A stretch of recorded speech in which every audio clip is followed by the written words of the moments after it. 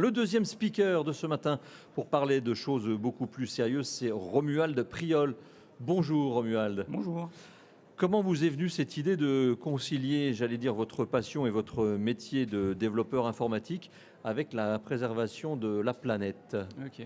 En fait, c'est un sujet qui m'est venu il y a quelques années en arrière, lorsque j'ai essayé, on va dire, au quotidien d'être plus éco-responsable, donc être un peu plus zéro déchet, essayer de trier mes déchets, de moins acheter, d'être un peu plus dans la sobriété. Et je me suis dit, comment est-ce que je peux concilier cet aspect écologique avec mon métier de tous les jours, c'est-à-dire l'informatique. Et du coup, c'est là que j'ai découvert, on va dire, que le sujet existait. Ça fait une vingtaine d'années que le sujet existe, que le numérique responsable et l'éco-conception numérique existent et il y a de nombreuses associations comme greenIT.fr ou le collectif numérique responsable, l'INR, ou d'autres qui sont sensibilisés et qui essayent de sensibiliser on va dire, le monde du développement informatique à l'éco-responsabilité. Qu'est-ce qu'on entend par numérique responsable? Parce que le numérique, c'est très vaste, mais moi je prends l'exemple de mon ordinateur ou de mon smartphone. En quoi j'ai une influence sur la planète? Vous pouvez avoir une influence sur la planète de plein de moyens différents. Enfin, pour reprendre ce que vous demandiez, qu'est-ce que le numérique responsable? Le numérique responsable, c'est un sujet qui est très vaste.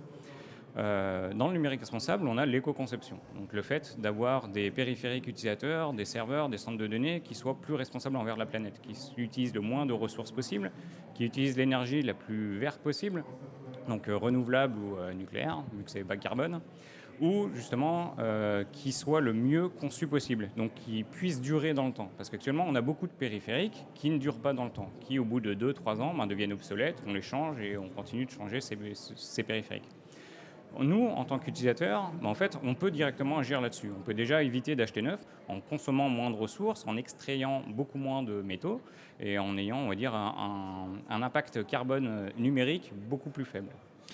Sur l'aspect matériel, c'est facilement identifiable. Ce Oui. que j'ai dans la main, téléphone, ordinateur ou périphérique, disque dur, amovible, etc. Ça, c'est facilement identifiable. On peut se dire que si on le garde un petit peu, même s'il n'est pas à la dernière couleur, à la dernière forme, etc., on peut faire un effort. Mais en revanche, c'est sur l'utilisation derrière. Je pense qu'il y a encore beaucoup de questionnements sur en quoi ça consomme et en quoi ça a un impact sur la planète. Est-ce que vous avez quelques chiffres à nous donner sur le Exactement. sujet? Sur la planète, en fait, il faut vraiment comprendre déjà que le plus gros du sujet, c'est vraiment l'impact utilisateur. Et généralement, quand on parle du sujet, on va dire numérique responsable, il y a beaucoup de néophytes qui viennent vers vous en disant, en fait, le plus gros problème, ce sont les centres de données, les serveurs. Or, les centres de données, les serveurs, ils seront déjà optimisés.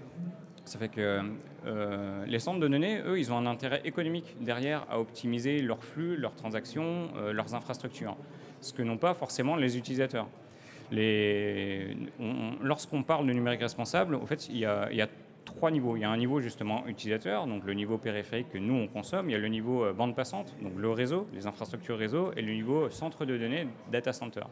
Et le plus gros impact est le niveau utilisateur. Par contre, oui, évidemment, il faut prendre en compte le réseau, donc par là où va transitionner l'information, et les centres de données, donc là où est stockée l'information et d'où elle provient.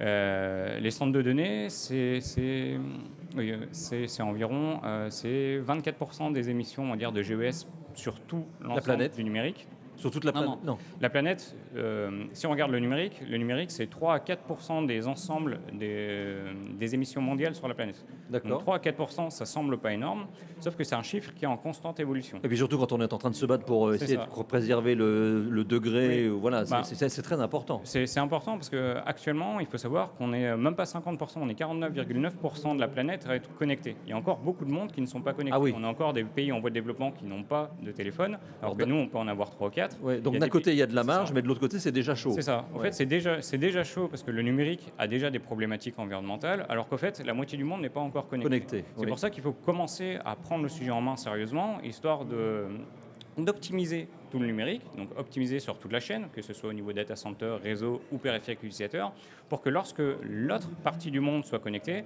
qu'on puisse essayer d'équilibrer d'équilibrer ça. Parce que le numérique, les impacts numériques augmentent et progressent de 10% par an.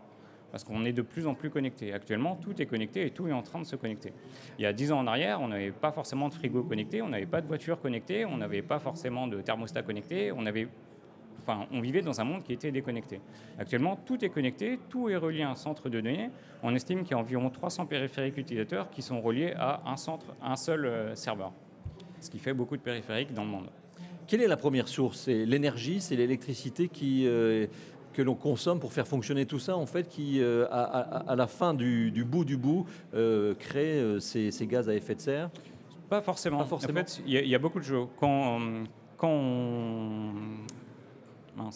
on regarde ça, on va dire d'un sens global, en faisant une analyse de cycle de vie. Donc on regarde vraiment tout le cycle de vie du produit, donc de sa phase de conception à sa création, à sa durée de vie, jusqu'à la mort du produit, parce qu'un produit peut être recyclé ou pas. On voit qu'en fait, il y a plein d'aspects. Il y a un aspect énergétique. Donc l'énergie, évidemment, dépend d'où on vient. Si on est sur un pays comme la France, où on est plutôt sur du nucléaire, ENR, l'énergie produite est très bas carbone. Donc ça fait que l'énergie qui va servir à recharger nos téléphones, à alimenter nos data centers est pas carbone, et c'est déjà bien. Si on va dans d'autres pays où les énergies et la création d'énergie est plutôt fossile, donc pétrole, charbon ou autre, en fait, on va déjà avoir plus d'impact qu'un pays qui est bas carbone. Mais il y a pas que ça, il y a aussi la consommation d'eau potable qui rentre en compte, il y a aussi la consommation de ressources. Il faut savoir que les ressources sont aussi critiques. L'eau potable, pardon, dans le numérique, où est-ce que je la retrouve? L'eau potable, au fait, dans l'alimentation et dans le refroidissement des serveurs, par exemple, pour la clim ou des choses comme ça. Donc ne pas utiliser de clim dans un centre de données, c'est aussi faisable. Par exemple, on a un hébergeur suisse qui s'appelle Infomaniac, qui n'utilise pas du tout de clim. Eux, ils utilisent l'air ambiant pour pouvoir refroidir les serveurs. Ça évite, on va dire, d'utiliser de l'eau ou d'autres sources polluantes ou critiques sur la planète. Il y avait des projets d'héberger des centres de données, alors je ne sais plus qui était derrière, mais en mer carrément, pour justement ne pas consommer. Microsoft a testé ça. C'est Microsoft. Oui, Microsoft a testé ça il y a quelques années en arrière, mais ensuite, ça consomme moins d'énergie, parce qu'évidemment, il ne faut pas refroidir le centre de données, mais ce n'était pas forcément très pratique, parce qu'il faut aussi ensuite consommer de l'énergie différemment pour aller entretenir ce centre pour la maintenance. En pleine mer. Donc en maintenance, mais en fait, l'analyse de cycle de vie a prouvé qu'en fait, ce n'était pas forcément une bonne pratique.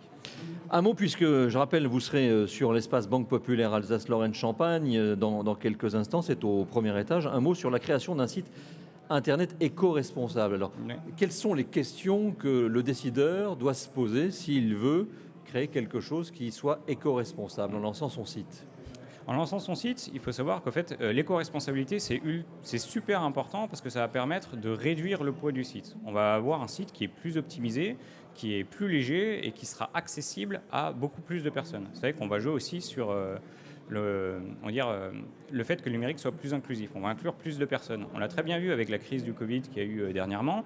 Ce qui s'est passé, c'est que beaucoup de personnes sont allées en télétravail, mais beaucoup de personnes n'ont pas aussi un accès à Internet décent. On n'a pas tous la chance d'être en centre-ville, d'être fibré, d'avoir un accès 5G ou 4G à la maison. Et le fait d'avoir des sites qui soient trop lourds, ça fait que le site met trop de temps à charger. C'est vrai que vu qu'il met trop de temps à charger, l'utilisateur, qu'est-ce qu'il fait? En fait, lorsqu'il est sur Google ou sur un moteur de recherche, il va chercher votre site, il va cliquer dessus, il va voir qu'il met trop de temps à charger, il va revenir en arrière, il va cliquer sur le suivant. Le fait d'avoir un site beaucoup plus responsable, ça va économiser, on va dire, des ressources sur tout l'ensemble de la chaîne. Ça va économiser des ressources, en matière de stockage sur les serveurs, ça va économiser des ressources sur le périphérique client, que vous soyez sur un PC ou sur un mobile, on va télécharger beaucoup moins de ressources. Quand je parle de ressources, je parle des images, je parle des vidéos, je parle des ressources qui permettent de mettre en place la structure du site, comme des JavaScript ou du CSS. Et tout ça, ça va être réduit et ça va permettre à vos utilisateurs, vos utilisatrices, de naviguer beaucoup plus rapidement, d'une manière plus fluide sur vos sites Internet. Ce qu'il faut réellement prendre en considération là-dessus, c'est réellement la sobriété du site.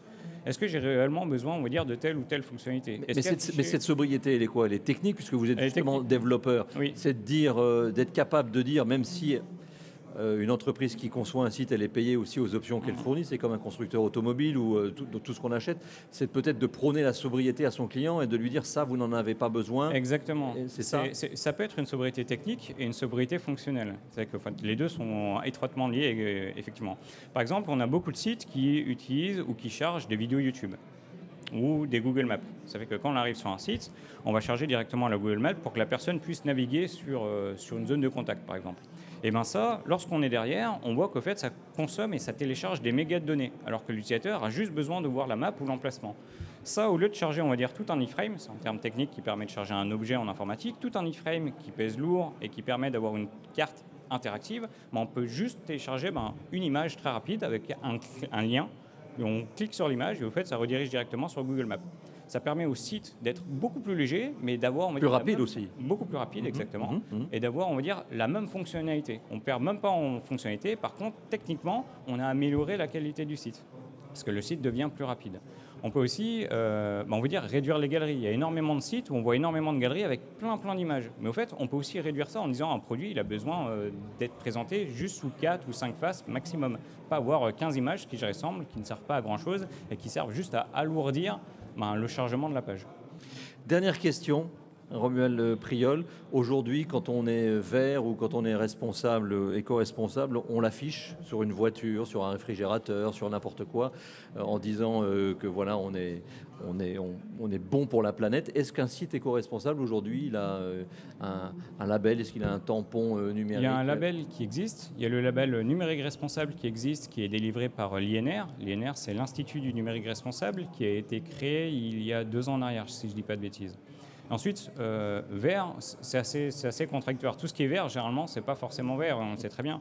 Le meilleur produit, c'est celui qui n'existe pas. Donc même un site internet, même s'il est le plus responsable possible, va quand même émettre et va avoir une pollution minimale qu'on ne peut malheureusement pas annuler. On ne peut pas annuler et la mettre à zéro. Merci beaucoup, Romuald Priol. Je rappelle que vous êtes chef développeur chez Pix et que dans quelques instants, dans 1 heure, même pas, dans 45 minutes, donc à l'espace Banque Populaire Alsace-Lorraine-Champagne qui se situe au premier étage, eh bien, vous allez donner vos conseils lors d'un atelier sur la création d'un site internet éco-responsable. Merci beaucoup. Merci. Bonne matinée. Bienvenue à Grand Est Numérique. Et si vous avez un peu de temps pour découvrir cette magnifique, superbe, sublime ville de Metz, surtout, ne vous privez pas. Merci beaucoup. Merci beaucoup.